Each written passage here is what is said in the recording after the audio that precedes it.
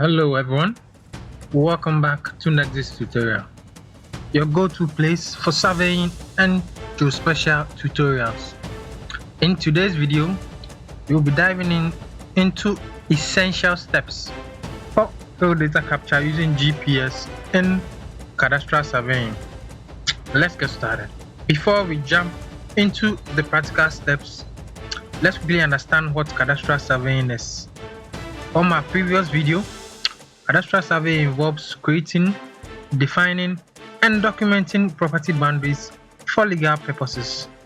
This is where GPS technology shines, providing accurate real-time data for boundary measurements. Field data capture is crucial for accurate cadastral surveys. This video provides a practical guide to using GPS technology for precise field data collection, ensuring efficient and reliable results. So first, we give a brief understanding of what the GPS is. The Global Positioning System, or the GPS, is a satellite-based navigation system that enables users to determine the exact location using the latitude, longitude, and altitude, or what in our terms will be known as the X, Y, and Z, anywhere on Earth. This system relies on a constellation of satellites, ground control stations, and GPS receivers. Understanding how these components work together is essential for grasping the fundamentals of GPS technology.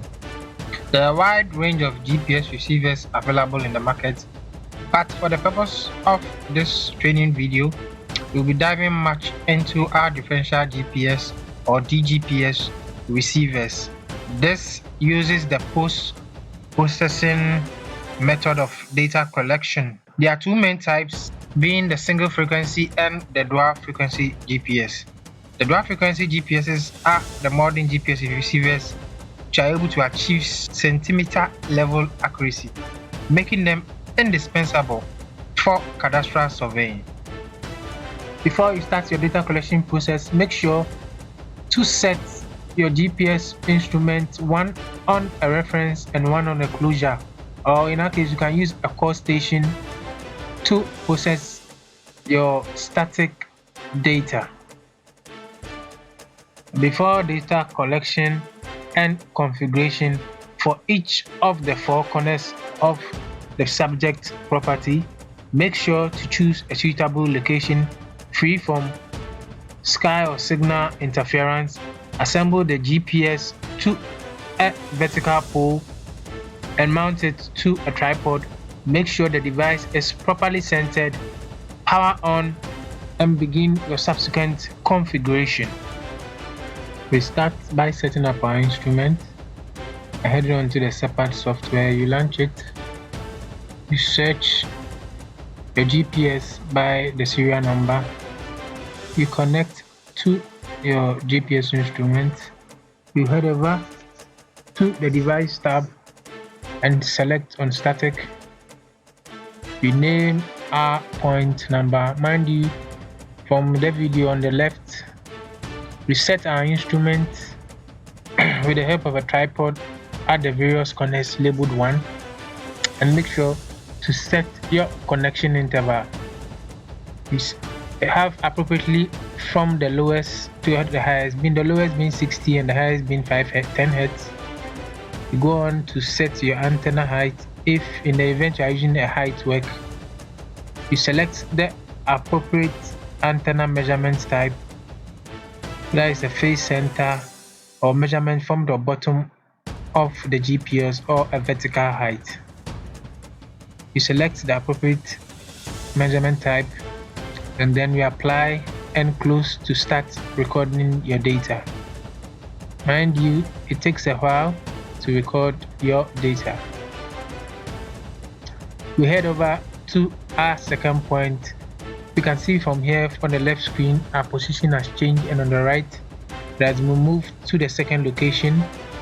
Like the first point, we make sure to set our point name or beacon ID. Our collection interval, in our case we use the 1 Hz. And then finally, we make sure our antenna height is set in the event of a height work.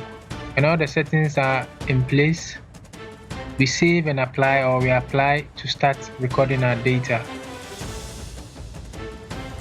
We subsequently click on stop to end our data recording.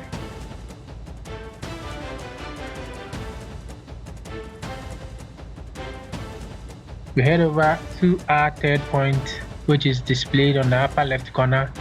We set our instrument displayed in the left tab.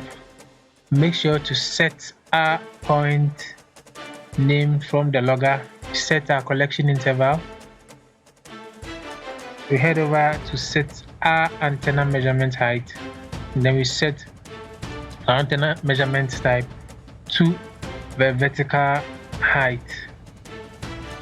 Mind you, the collection data spans between 5 and 10 meters for a single frequency and less than 7 meters for the dual frequency. You apply and OK, and then you subsequently stop when done.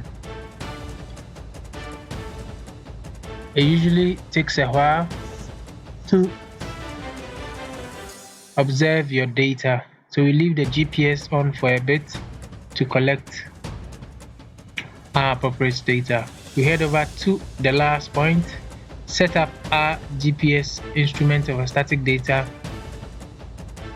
We set our beacon name, our collection interval, and likewise we set our antenna height. We make sure to observe enough data at all corners of the boundary for the cadastral survey. Make sure to tape multiple readings for increased accuracy, which indicates the more time you observe your data, the more accurate your data is. And make sure also to document your observation. Note down important details such as your date, your start and end time, and your station ID. Use a field notebook or a digital app for your detailed documentation. Click stop to end your data capture.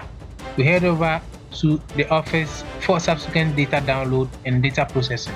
There you have it, guys. You are now equipped with the basics of using GPS for field data capture in cadastral surveying.